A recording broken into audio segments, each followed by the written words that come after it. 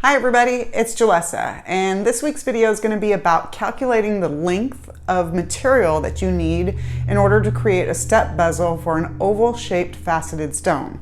Now I decided to do this in two parts because the calculations are a little bit complex, but also because I wanted to show you not only how to calculate and get the materials ready, but also how to actually set the stone for an oval-shaped faceted stone. And this came about because of some questions I had on the tube setting video. So let's go to the bench and start our calculations.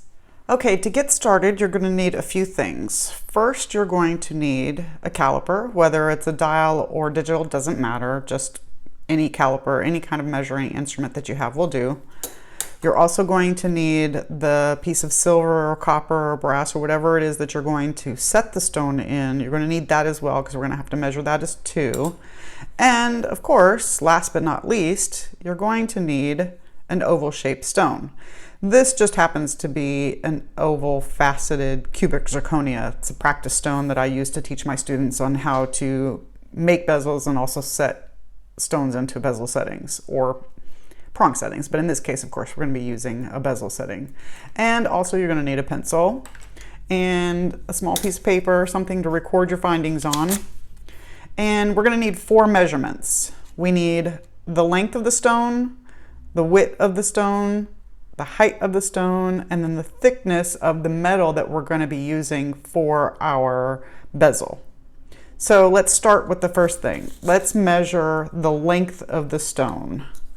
The length is the long portion of the stone, so from top to bottom in the longest area of the stone.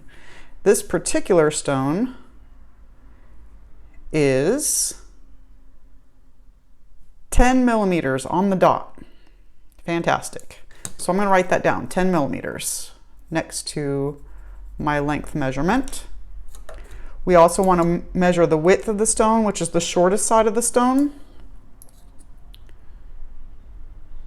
And that measures 8 millimeters.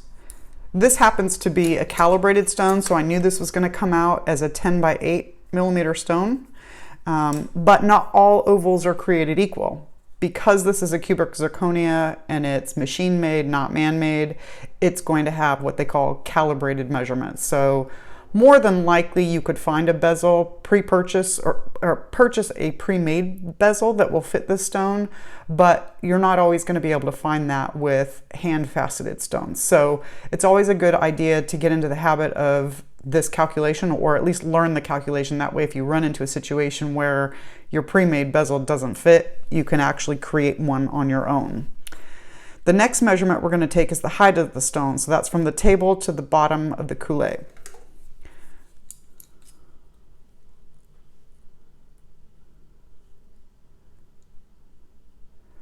This stone is 5.9 millimeters in height. So I'm going to write that down as well, 5.9 millimeters.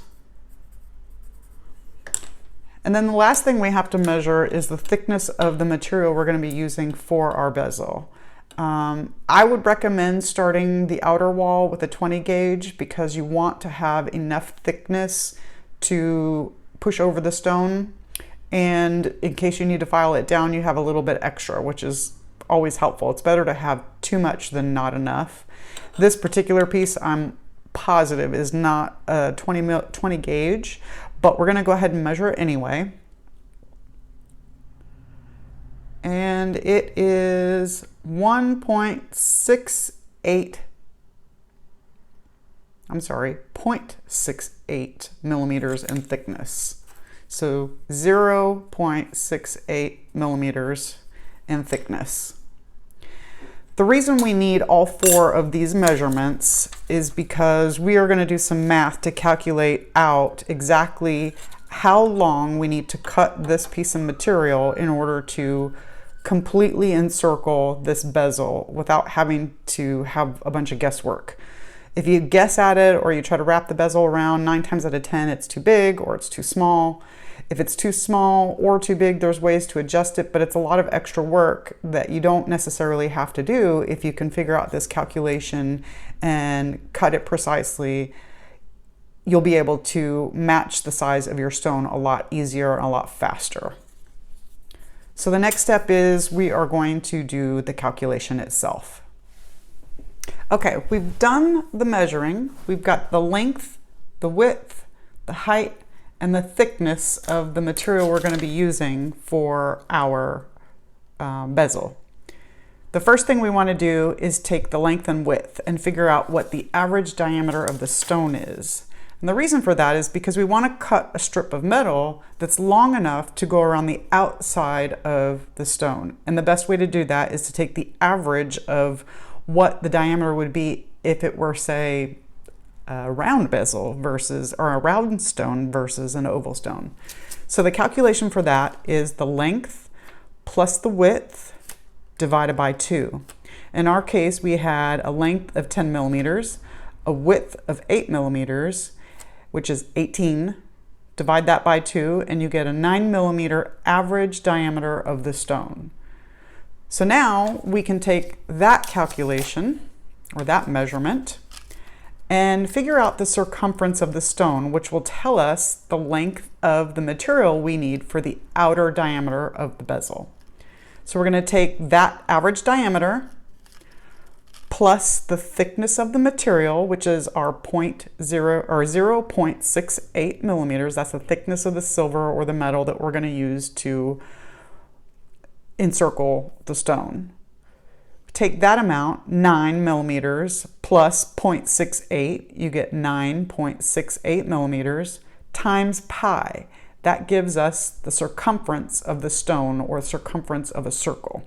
In this particular case, the average diameter plus the thickness of the metal times pi gives us the circumference of the stone, which equates to the length of the material we're going to need for the outside diameter of the bezel. And in this particular case, I did the calculation and it comes to 30.40 millimeters. So that's the first calculation. That's the outside ring of the bezel we're going to create. The second calculation for the length of the material we're going to need is for the inner diameter, which is going to be the step that's inside the bezel to hold the stone up in our setting. We do a very similar calculation. The only difference is we take that average diameter of 9 millimeters, we subtract the thickness of the metal, which is the 0.68, then multiply that sum by pi, 3.14. So in this case, we have 9 millimeters minus 0.68 millimeters, and we get 8.32 times pi equals 26.12. And that's the circumference of the stone less the thickness of the metal. So that's going to make your inner bezel just a smidge shorter so that it will fit inside the outer diameter bezel that we created from the first calculation. I know, it sounds complicated, but it really isn't. Once you've practiced this a couple times, it gets easier. So with these two calculations, I lost my papers.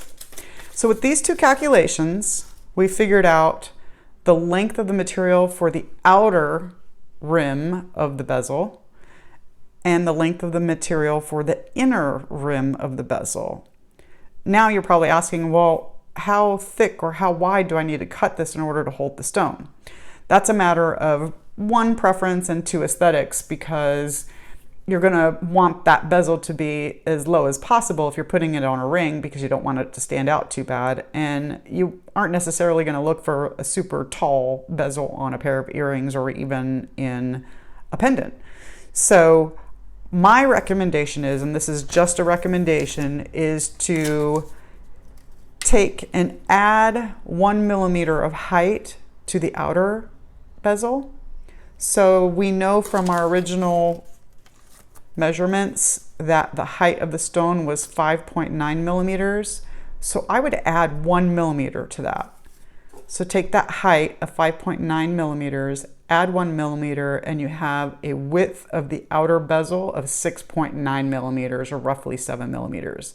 That gives you enough material to set the stone down into the bezel, push over enough material to hold it in place securely, And if necessary, you could file off any excess that you don't actually need before you set the stone permanently. So that's for the outer ring, which is the metal that's going to hold the stone in place. For the inner, which is the smaller section of the bezel that fits inside the outer, I would say take the height of the stone and subtract 1 millimeter. In this case, the 5.9 millimeter minus 1 millimeter gives you 4.9 millimeters of height for the inner bezel. That way you have an actual step inside the bezel. This would be the outer and this would be the inner. They're going to fit inside of one another, and the stone is going to set on top of that inner step. And I'll show you exactly what I'm talking about next week when we talk about the actual setting of the stone, creating the setting. So I know that was a lot of information, but I'm going to go ahead and repeat that again. First thing you want to do is find the average diameter of the stone. Length plus width divided by 2. That's your average diameter. Then you want to take that average diameter, add the thickness of your metal times pi, and that will give you the length of the material for your outer diameter ring. For the inner ring, you're going to take the average diameter of your stone minus the thickness of the metal times pi to get the length of material for the inner diameter, or the step on the inside of the bezel. And to determine the widths of those two pieces, you're either going to add a millimeter or subtract a millimeter. For the outside diameter, add 1 millimeter to make it taller in order to have enough material to push over the top of the stone. For the inner diameter bezel, make it 1 millimeter shorter than the height of the stone to give you the area in which the stone's table can actually sit on comfortably. So this week we learned how to calculate the length of the material we would need in order to step bezel set, or set in a step bezel, however you want to say it, an oval shaped faceted stone. So hopefully this has been helpful for you. If you have any questions or comments, please put them down below. Otherwise, I will see you next week and we'll create the setting for this and I will show you exactly how to set it. Have a good week. Bye.